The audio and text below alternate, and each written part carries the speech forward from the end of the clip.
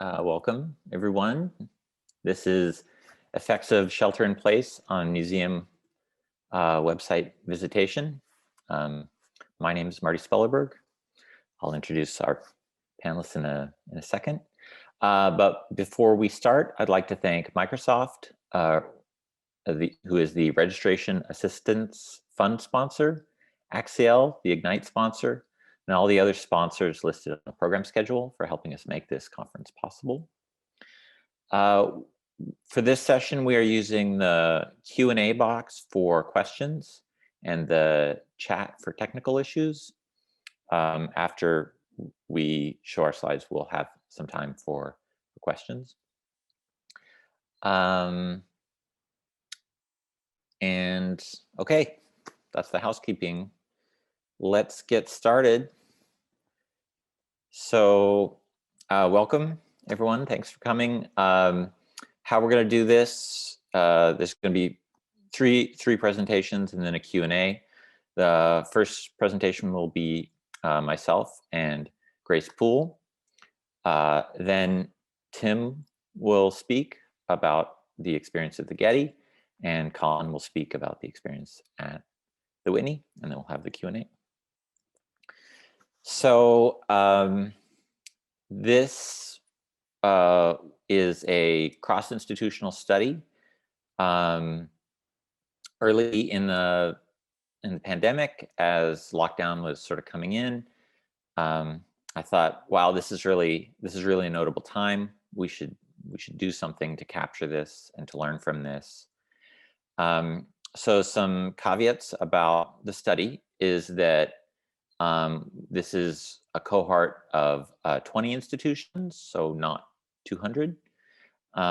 It's a US heavy cohort and it's a art heavy cohort. So, keep that in mind as you're looking at what we're going to show. We did both quantitative and qualitative research here, collected that data. The quantitative was in the form of Google Analytics data, and then qualitatively we interviewed the participants, and then we used the what came out of the interviews as a lens to examine our quantitative. So, and thank you to all the institutions who took part. I mean, we wouldn't have been able to do this without them, obviously. So here's our first bit of data. Grace, do you want to talk about this one? Yeah, absolutely. So as Marty mentioned, we collected both quantitative and qualitative data, and one of those data points for the qualitative data was top pages for the participating institutions.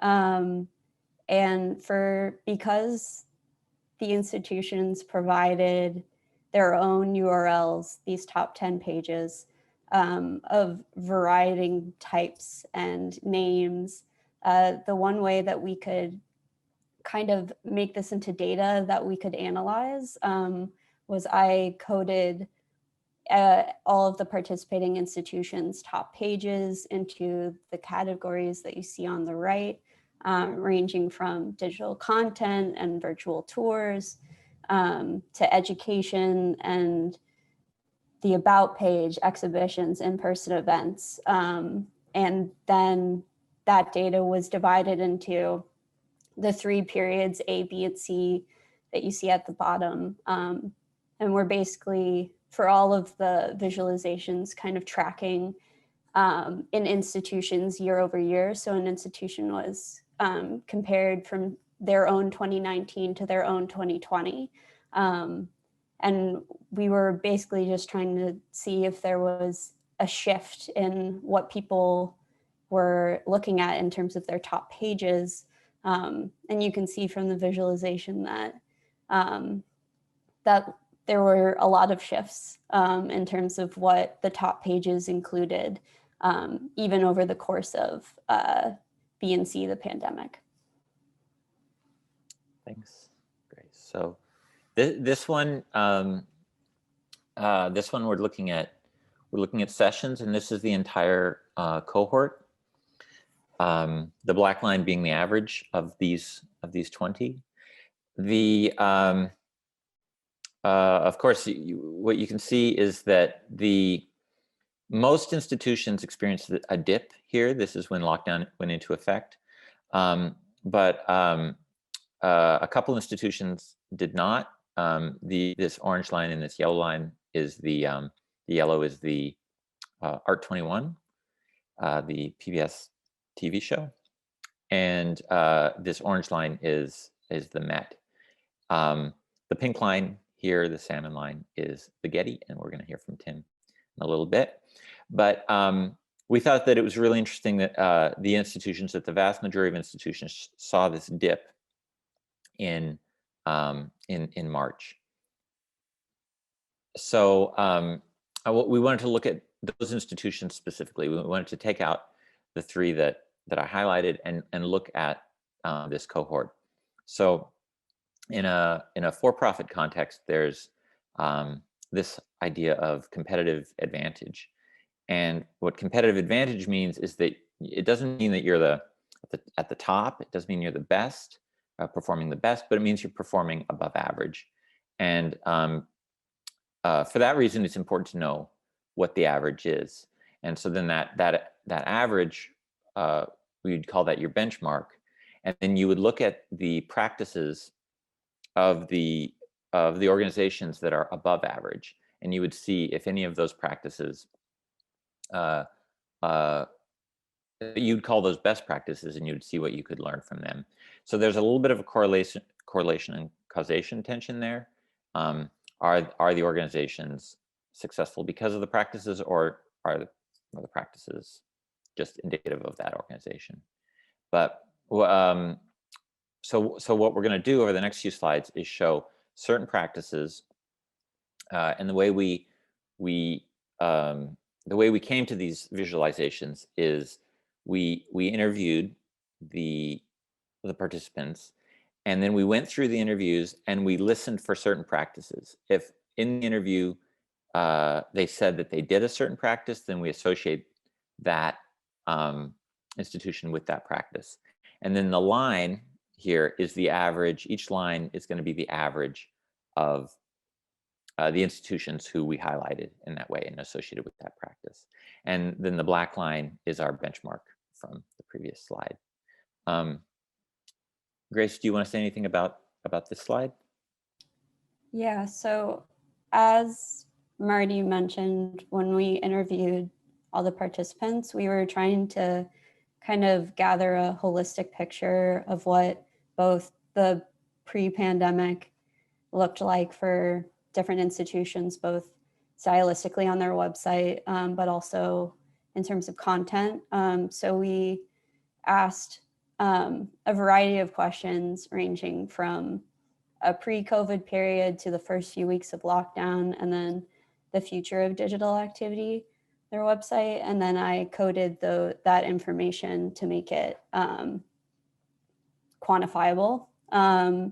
So this visualization is based off of one of the first questions we asked in the interview, just asking them, what was the main purpose of your homepage prior to the pandemic? So what did you kind of prioritize for your landing page of the website?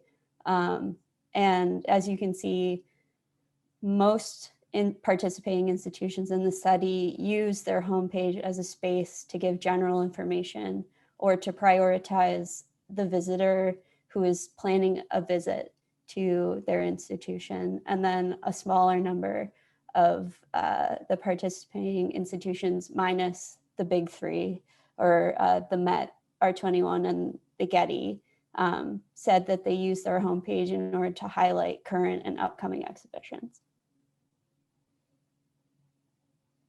So this one are practices that institutions undertook directly in response to COVID. I mean, I think we all saw these. We won't spend too much time on this one, but the creative response page created an at-home section I'll just go ahead and move to the next one.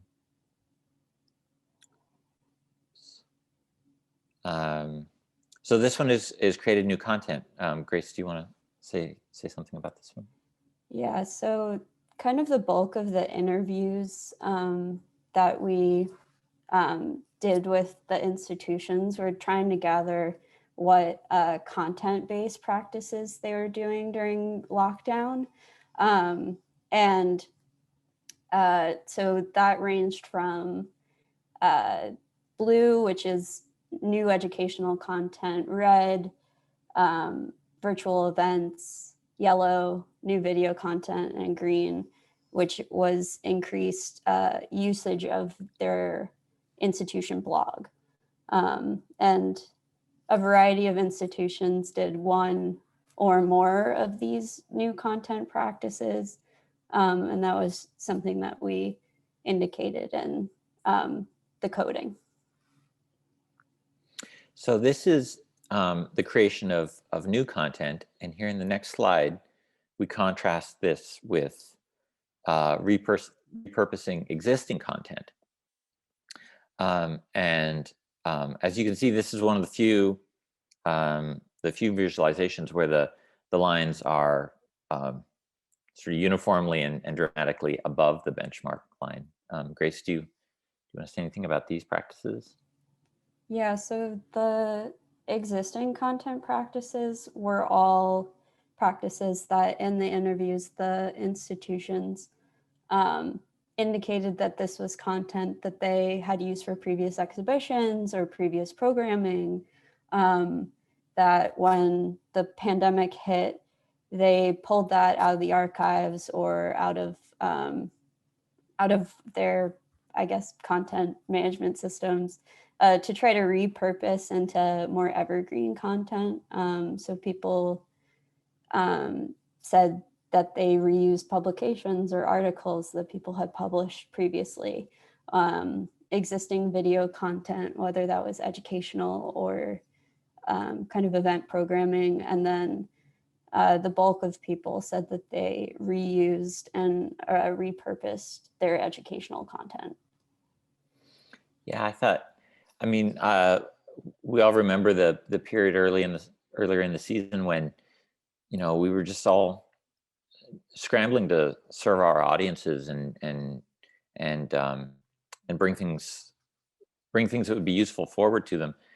And seeing this, it really struck me that the institutions who, for whatever reason, were in a position to, or had chosen to create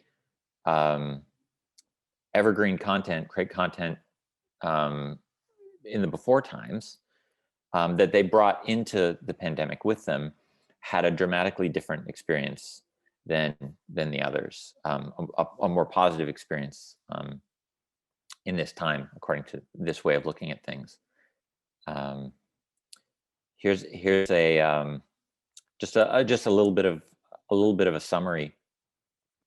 I think, you know, we're all very familiar. One of the things we talked to the participants about was what they use their website for, and you know, almost everyone says it's about facilitating a visit. You know, people want to come visit, they come to the website, and we want to help them do that. And a number of institutions specifically would would highlight exhibition content on their homepage.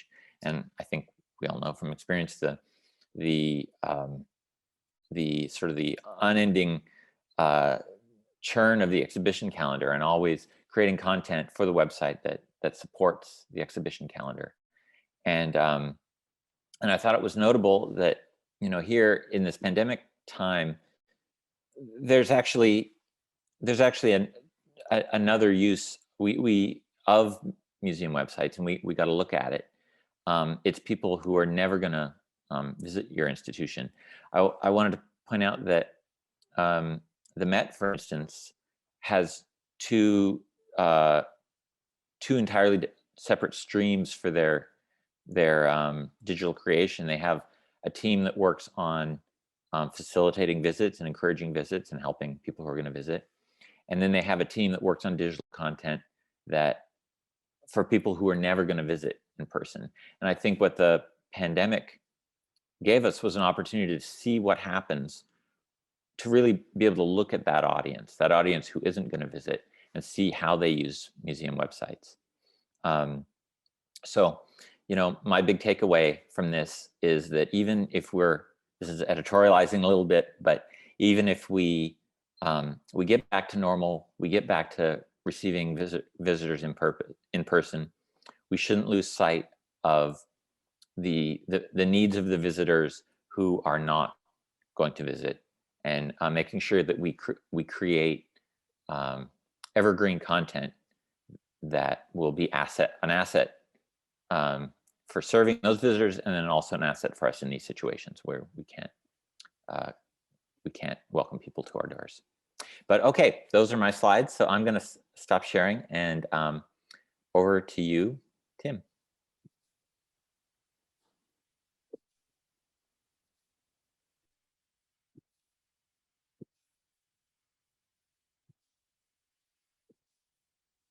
Thanks, Marty. I'm going to give a little bit more of a deep dive into our museum's experience. I'll give you some examples of what worked for us, some things that didn't work, and I'll also show you where the audience grew, but in places where the audience didn't grow during this COVID pandemic work from home period. First, let's look at a slide that gives the overall digital reach for the Getty.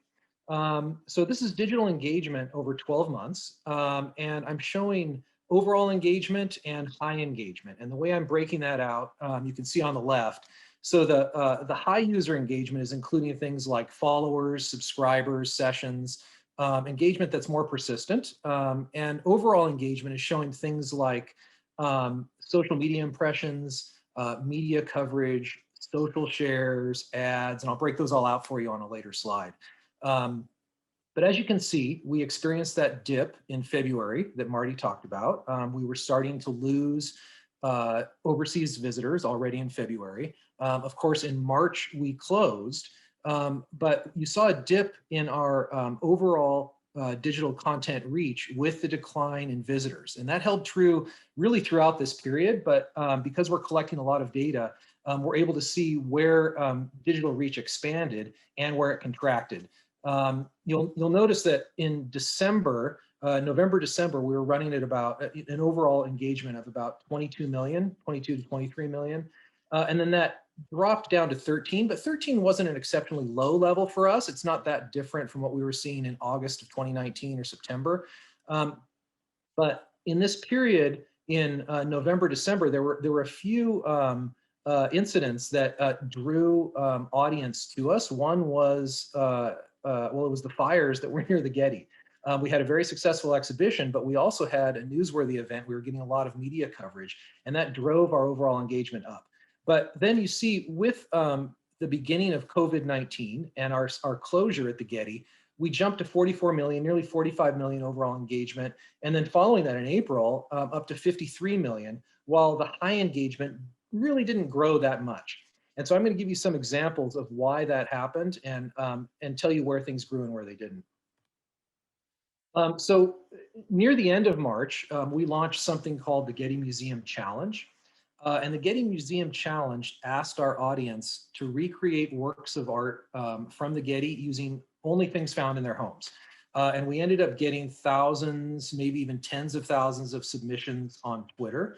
And we got a lot of mainstream media coverage. And I'll break out for you how that impacted the overall the reach, the digital reach. So what did that look like? It was a challenge where people at home were supposed to take a famous work of art and then recreate it with things they had in their own home.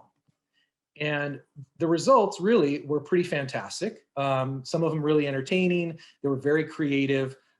We've since launched a book which gives some of the highlights from the Getty Museum Challenge. A lot of them were just really artistic, taking a famous work of art that we might all recognize and personalizing it and recreating it from home. And there were some really amazing results. And people even got their pets into the act. One of my favorites is this little chinchilla. And as you can see, it was not just really creative, but it was very personal. And it was something that got a lot of media coverage, plus a lot of social shares. And what you see here in the top chart is that mostly it impacted our audience on Twitter. That on Facebook and Instagram and YouTube, we didn't see a big impact. But you can see here in March, as we were closing for COVID-19, right around the same time we launched the Getty Museum Challenge, we saw a huge spike in Twitter impressions from just above 2.5 million jumping up to 17.5 million. And then it declined pretty dramatically and pretty quickly. Engagement had a similar rapid jump from February, where it was hovering under 500,000 up to over 3.5 million. And again, that steep decline. But what was interesting was that followers, which would be a high engagement audience, followers never really changed. So this sudden dramatic jump in impressions and engagement didn't really result in a lot more followers for us, something that we would have loved to have seen. Web traffic is a bit of a different story. The Getty's web traffic, what I'm showing here is a Google Analytics report for page views. This is page views for our entire website. And you're looking at 2019 in orange and 2020, the same period in blue. And you can see here in April, this really big jump in our web traffic that corresponds, with a lag time of a few weeks to the release of the Twitter challenge, the Getty Museum Challenge. And then it was more sustained on getty.edu than even it was in Twitter. And I'll give you some examples of why that was so. But what was happening was that the museum challenge on Twitter was generating a lot of buzz. It was getting a lot of coverage, a lot of earned media. And people were coming back to our site to look at works of art and use those works of art in the challenge. And I'm going to try to, I can move the video. Then here, following the Twitter challenge and moving into October, November, we saw another spike. And so this represents the art challenge. Here, this decline in page views really represents the fact that no visitors were coming back for the summer. And the summer is usually our busiest period, like it is for many museums. And the traffic on getty.edu in page views was lower than it was last year because we weren't getting that summer visitor, high numbers of summer visitors that we typically get. But then towards the end of this period, we launched a new exhibition experience called 12 Sunsets. And that 12 Sunsets exhibition experience had a similar impact, though to a lesser degree, as the Getty Art Challenge, where there was an initial large spike, a lot of it due to earned media, and then a sustained number of high page views, and then a kind of a slower decline. And the 12 Sunsets, it looks like this. It's a website that a subsite that we just created based on photographs that Ed Ruscha took, his archives of Sunset Boulevard. And the way this works is that you can drive Ed Ruscha's truck down Sunset Boulevard and see not just all of the images of Sunset Boulevard, the distance of Sunset Boulevard, but also over time. You can switch the years when these photos were taken and see the change in Sunset Boulevard over time. And it's really been a fun experience for people, and they're coming back in large numbers. So web content, not just in those areas, but it performed better across the site. So again, taking this whole period into account, March 1st through November 2nd, and looking at the art directory, and this is where all of our object images live, you can see that it jumped from roughly 3.3 million page views in the previous year to nearly 7 million page views this year. And it also increased as a percentage of the website, of the total page views on the website. This is our blog, Iris, had a really dramatic lift. Iris is more timely. The information on Iris, it was getting a lot of page views and visits as a response to the museum challenge.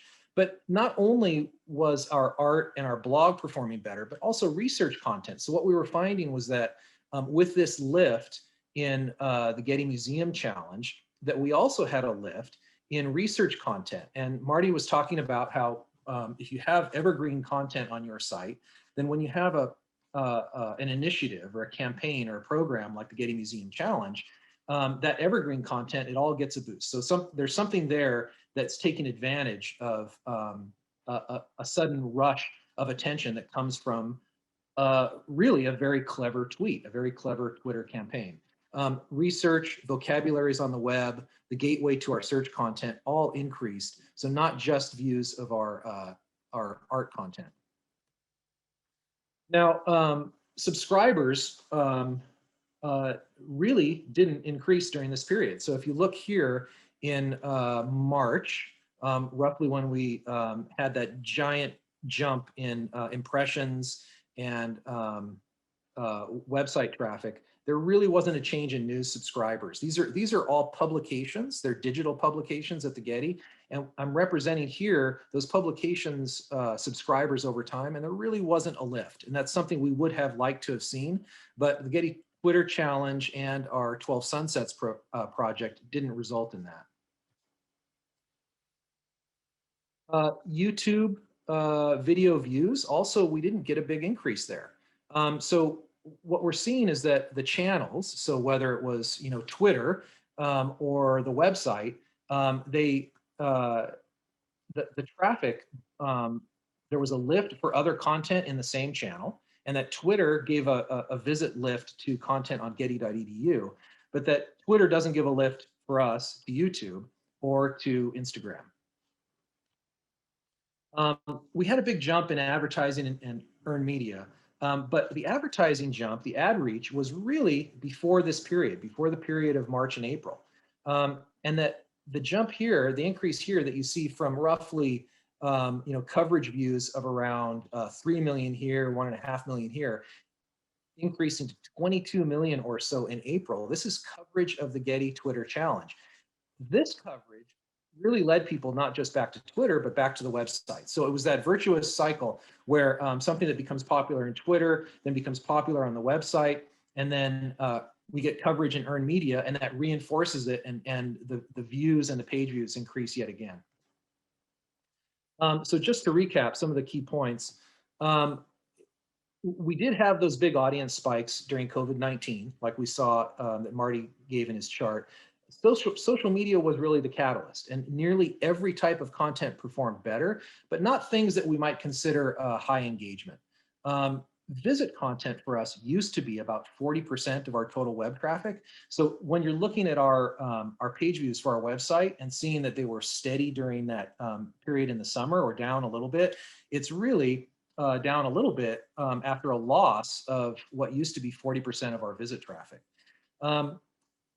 Something that's happening at the Getty is that we have support across all levels of management for a robust digital presence. That's really important because that means that we're ready to receive new audiences. So if something happens, like the Getty Twitter Challenge, we already have, we have laid the groundwork with evergreen content, whether it's exhibition content or things like 12 Sunsets, to receive that traffic and keep it within our content ecosystem.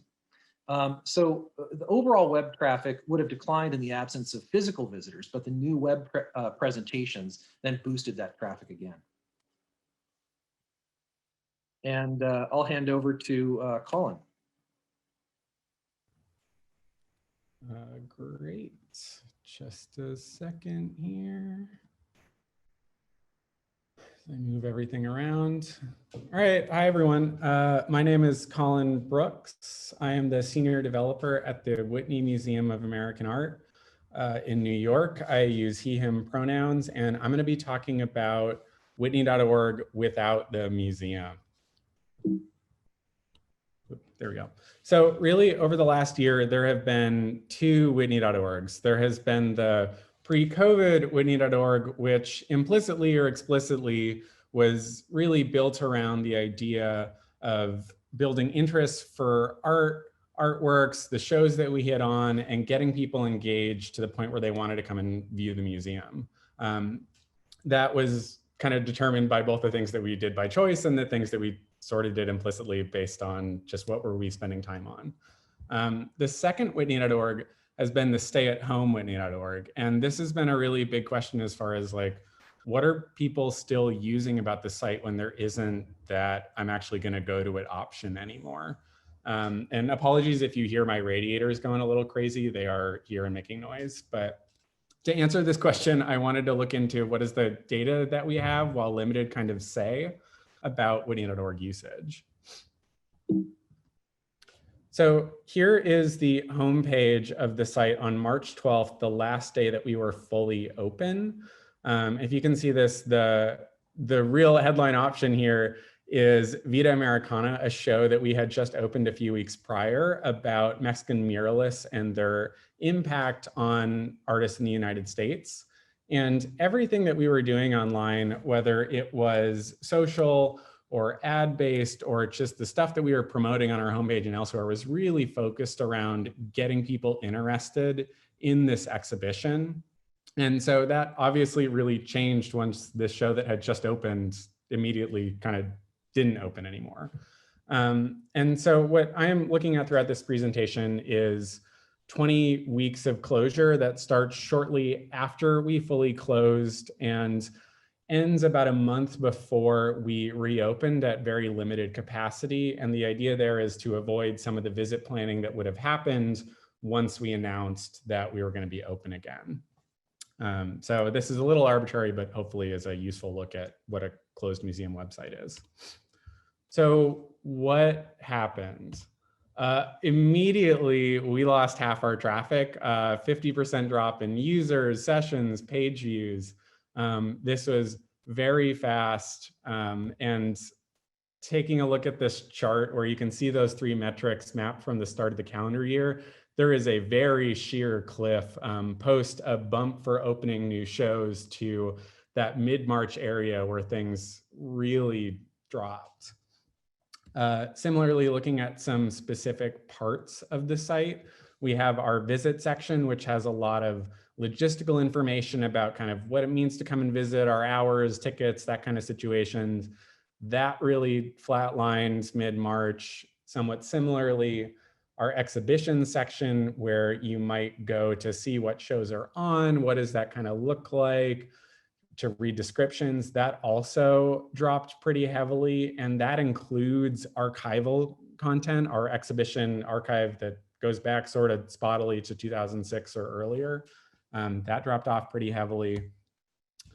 Relatedly, transactions, which for us are ticket sales and membership sales, just completely zeroed out post-close.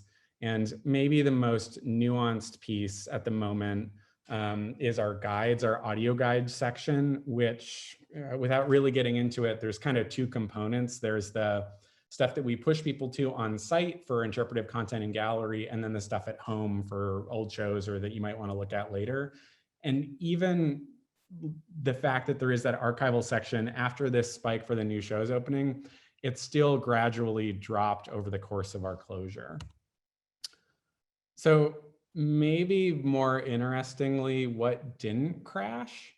The big thing is the collection. As far as large aspects of the site that did all right.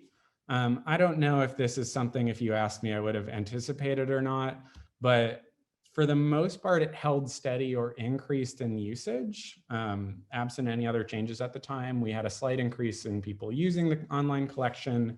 We had a larger increase in sessions and page views and session duration. And one of the things that I was really interested in was trying to figure out what are people doing differently? Like, are there certain kinds of things in the online collection that are, as much as nothing's a benefit, but like beneficiary to this?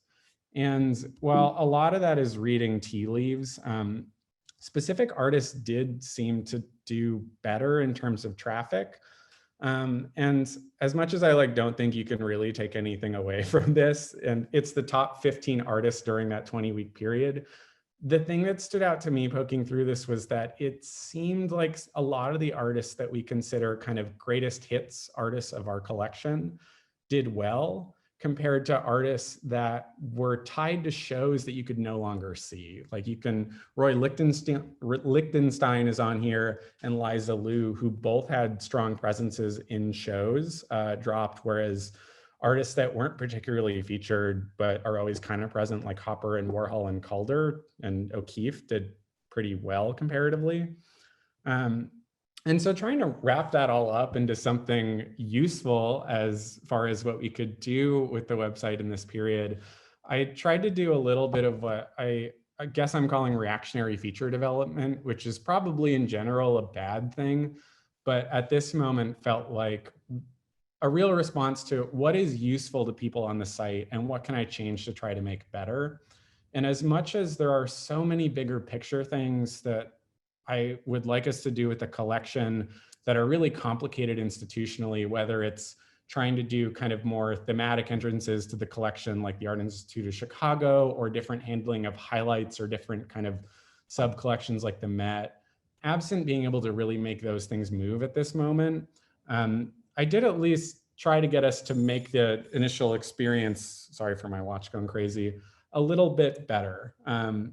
So you can take a look at this later when I figure out how to share the slides, but there is the kind of old option on the left and the newer collection on the right. And besides just moving things around a bit, trying to bring the images up a little bit and clean some of the filtering on the collection, I was really interested in trying to give another access point to this collection. And what I really wanted to figure out how to get in here was a way to randomize what you see. Because so often, if you come to a box like this, you might not know what you want to search for. You just kind of want to see some stuff. And so we ended up adding sorting, which you can now do reverse chronological or not, or by title or by artist, but you can also choose by random. And I think that's gives you a really different sense of what this 25,000 work blob is, when you can kind of just page through and see a pile of stuff you didn't expect. And while that's really small, I did want to highlight it because this is a set of changes that we made entirely in response to seeing this is being used. What can we do in terms of UX and UI when institutionally we are very limited in what we can do kind of curatorially? In terms of other things that did all right, videos did fine. Don't ask me to try and explain the YouTube algorithm, but just taking a brief look at watch time and views, we had a spike around when we posted some new content for Vita Americana in mid-February. But even after that dropped off a little bit in closure, this is better than the early part of the calendar year or last year looked, and that it still rose a little bit above the norm for us. And we don't get a ton of views, but this is enough of a spike where it did feel like there is slightly more engagement here happening. And it tracks a little bit with a wider idea that people are watching more videos. And it seems like we got some amount of that kind of bump. For a little bit of context, these are both videos that were in the top 3 to 5 on watch time and views over that period. And I think they're pretty representative of what was being watched. On the left is a really classic video that we posted in 2008 on Alexander Calder performing his circus, moving the little figures around. People always watch that. And then a newer video about some of the muralists in the show. This is David Siqueiros, that also was doing really well during the period, which we launched on February 11th. Another section of the site, and I put this in quotes because it's a very relative boom, is Artport. And for those of you who don't know what Artport is, it is the home of Born Digital Art on Whitney.org. And what I think is notable about this is a project that we've been doing for 20 years. And this is a screenshot of kind of one of the archives. There are now multiple because it's been rebuilt so many times. But it's a place where you can go and see art as intended if it still happens to run sans Java applets and everything else. And in general, usage of this is up by about 150% across any metric that you can look at, whether it's users or time or whatever else. And I think that's both because this is a way to see real art at home, but also it speaks to the relevance of some of the projects that we've had. And I wanted to spend just a moment to highlight one of them, which is this work called Looted by American Artist. This is part of our Sunrise Sunset series, which is a thing we've been doing for about a decade across multiple different versions of the site, where at sunrise and sunset every day, New York time for 30 seconds, there's an artist takeover of Whitney.org, no matter the page that you're on. And for this one, we boarded up all the images on the site. And this is a direct like corollary to what was happening at the same moment IRL, where museums were boarding up their windows and doors. And so American Artists like got us to dim the site, to dim the text, and to do this thing just across Whitney.org for those 30 seconds. And I don't want to try to say anything. You should go read what they have written about it, even though American Artist is by design pretty ungoogleable, which I find fun. But it is just so connected to what is happening physically, to the digital version of Whitney.org. And I don't know, it speaks to a different level of relevance in this moment than a lot of the other things we've posted. So check that out. I think it's a really interesting project. Lastly, just a few miscellaneous things that I thought were notable looking at the data that may or may not hold true across institutions. One is that we are no longer really mobile first in terms of usage. Everyone is on desktop now, 64% to 45% prior.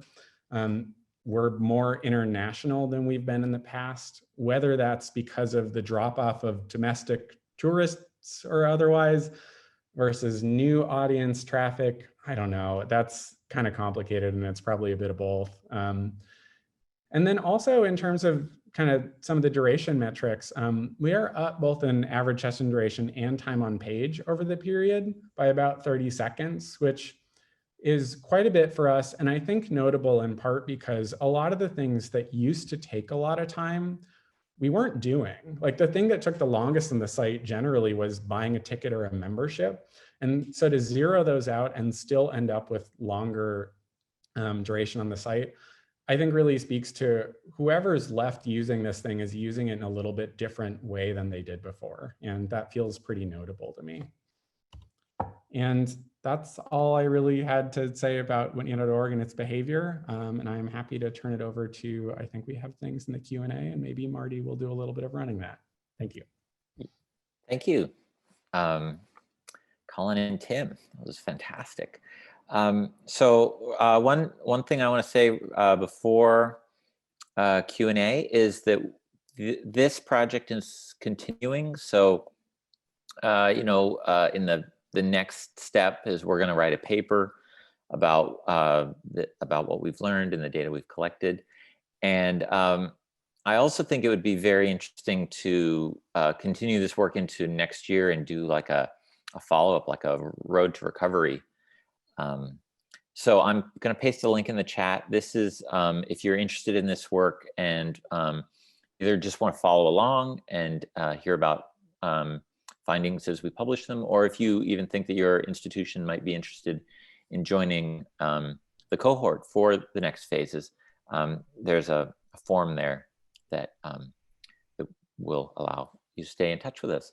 So I know people have been putting some questions in the chat and in the Q&A box. Grace, do you want to moderate that? Yeah, sure. So thank you everyone for coming to this presentation and listening to Marty and I and Tim and Colin about our experiences with this research project. So I guess the first question would be for Marty, and this is from Kim Falls. They said, can you tell us how you chose the selected organizations for the study? Thank you. Great question. I put out an open call. So really pretty early in the pandemic, like that, or during lockdown, I started to go out with this call in it. And so it was an open call. Any institution that wanted to could join.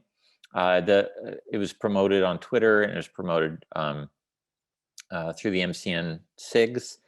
And I ended up speaking to something like 75 or 80 institutions, and it was about 20 that came through with data in the end.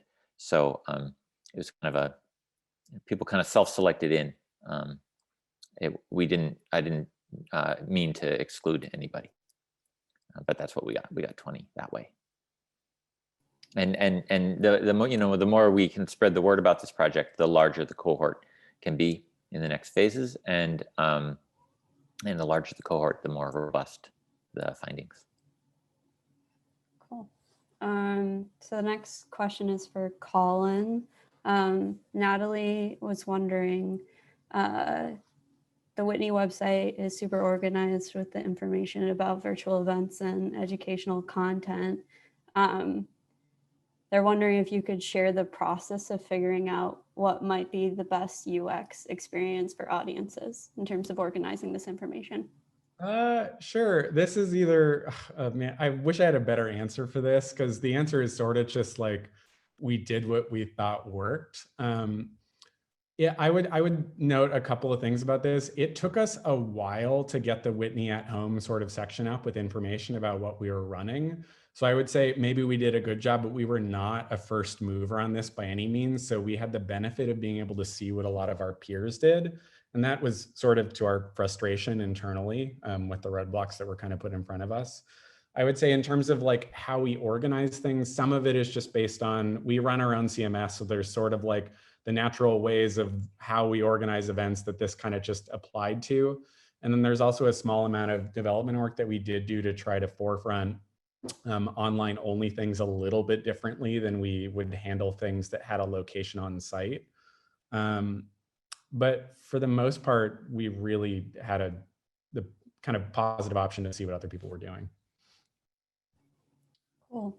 Towards the beginning of the presentation, Bruce asked, can you explain how you distinguish between visit planning and exhibit information in terms of the homepage? And I'll take that one because I coded that data. Most of the distinguishing between those two categories really came from the quotes from participants in the interviews. So if a good example is the Nasher Sculpture Center, who I think is watching this presentation right now. They said in their interview that pre-COVID, their main objective for their homepage was always to drive on-site attendance. So they basically said the homepage facilitated someone planning a visit. So when that came across in the interviews, I would code it as an institution prioritizing information on their homepage that did visit planning versus someone who said it was a exhibition-based kind of code. Let's see. I think this one's a good question for Tim. So Aaron Richardson in the chat was pretty interested in the collections page kind of jump and looking at that correlation between collections pages and students' virtual learning likely being used.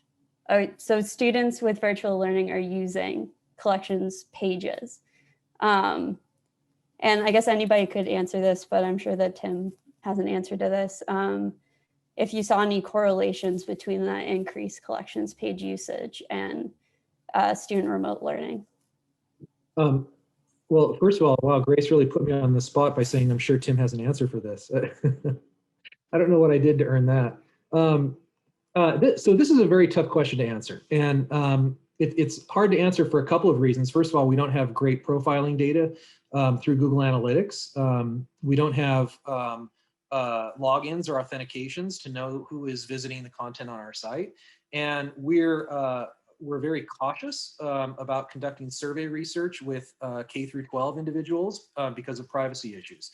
I think a web survey accompanying that content would be very helpful for understanding if it's K through 12 students using collection content for education purposes. I don't have that data. We do have, we have a lot of education content on our site, and you know, at the risk of Murphy's Law with demos or trying to answer things on the fly, I'm going to run a report in Google Analytics right now while we're talking, just to see if our education content had a spike in visitorship during this COVID period. So if someone else wants to take the next question, I'll run that report for us and I'll come back with an answer to that.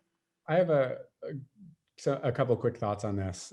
Just based on the fact that like immediately reading this question, I was like, oh, this is on our like unfortunate super backlog of things that we've wanted to figure out with our education department. And it's such a backlog that I remember it being a thing when I was in our education department 4 years ago. But we have wanted to do more kinds of focus groups with teachers specifically around online collection usage. Because to Tim's point, like there hasn't been a great way kind of in the natural Google Analytics data to figure this stuff out. But yeah, it's a really good question. And I often don't think online collections are really designed for educational use as much as they kind of are branded that way. And I wish we spent more time on this. I'll say one thing about, if you recall the top pages chart that we began our section with, that the collections usage increased in a greater amount than the educational content, and I was personally surprised by that because I know how much emphasis was placed on educational content at the beginning of Stay at Home. So I've run that report in Google Analytics for the Getty's education content. So this is not directly answering the question about collection pages being more used by students for virtual learning. But looking at our education content, I can see that, in fact, if you like, Marty, can I still share my screen? I think I can. Yeah, let me try that. So what we're looking at is a Google Analytics report for education content on the Getty website. And so looking back to Jan 1, you can see that it was actually fairly steady up until this April period when we had the Twitter Art Challenge or the Getty Museum Challenge, and it rose a bit.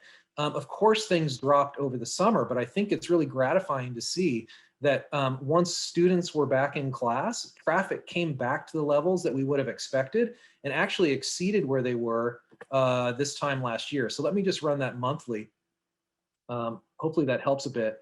Of course, November is just a partial month, but looking at October, and I hesitate to run this for a longer period because I think Google Analytics is going to stall. But let's just say this, we didn't see a big jump in the use of educational content, but I think it's really gratifying to see that the education content maintained its traffic and even increased a bit during this period.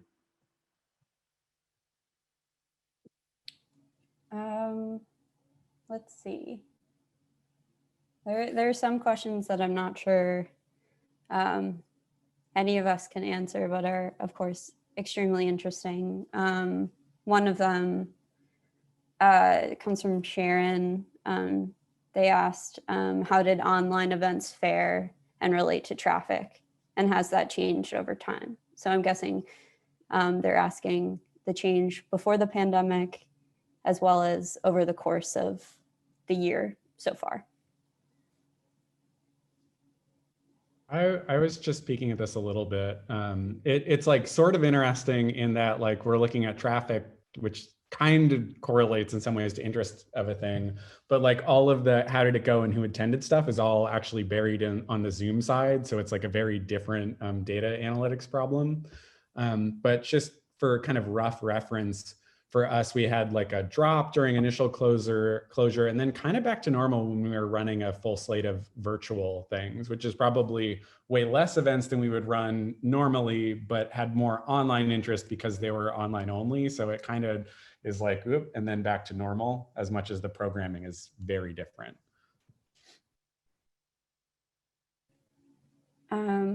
I guess this kind of goes hand in hand with Sharon's question about events, but an anonymous attendee wanted to know if, and I think this is more of an audience research type question, but do any of you, Colin, Tim, Marty, follow the same kind of visitor profiling, which I think they might mean like a visitor journey kind of when you develop online versus on-site programs. And I know this is a little different because Tim and Colin don't necessarily create online programming.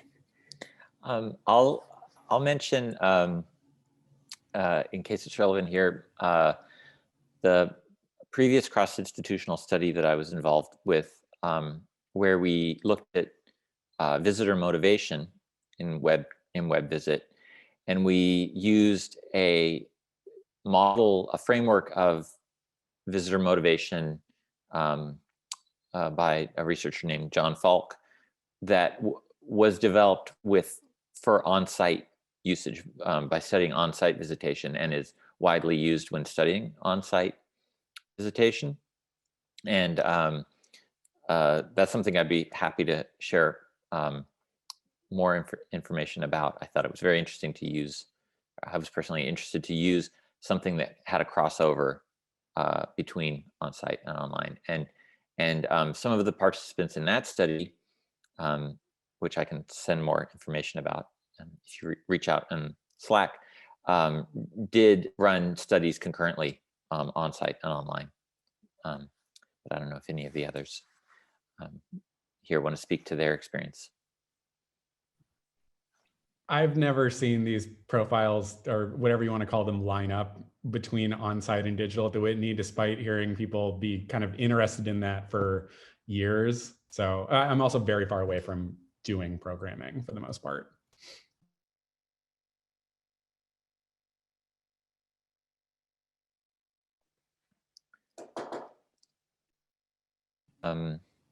Cool. Well, we have yeah. Do we have any final questions that we want to cover here?